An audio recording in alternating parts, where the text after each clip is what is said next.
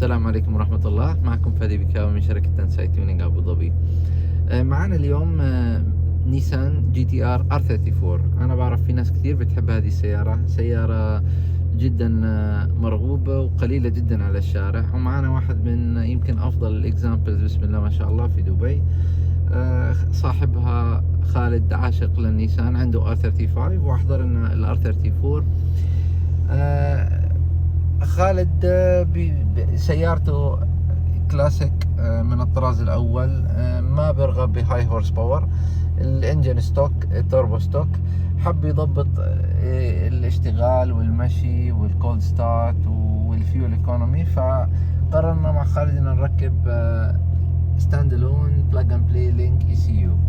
اللينك اي سي يو تم تزويده بفيول بريشر سنسر، اويل بريشر سنسر، واي اف ار وايد باند لامدا، اساس السياره تكون كلوز لوب لامدا.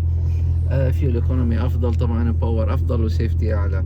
بالاضافه على الكمبيوتر احنا ركبنا الكان تشيك داش على السياره. كان تشيك داش طبعا بيقرا من الكمبيوتر كل الشانل على الكانفاس.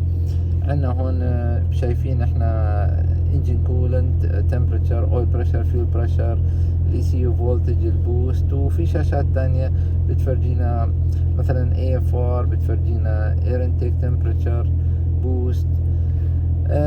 استعملنا ايضا الشاشة حتى تكون هي كمان تحكم البوست والاوبشنز عن طريقها. يعني مثلا احنا هذا فاتحين هاي بوست، وهذا الميديوم بوست، وهذا اللو بوست، وعندك مثلا لو بوست، ميديوم بوست، هاي بوست.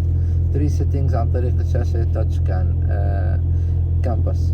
هذا مثلا اوبشن اللونش كنترول عن طريق الشاشة، وهذا اوبشن الانتي لاج اللي هو مكتوب هون بانج بانج ايضا عن طريق الشاشة. السيت اب سمبل. السيارة عملت على الداينو على 98 اوكتان، حوالي 315 ويل هورس باور. طبعا الموستنج داينو البخيل المشهور في تنساي، لكنها واحدة من افضل النتائج على هذه البلاتفورم، ونتمنى انه خالد يتوفق في السيارة ويتهنى فيها، واشكركم.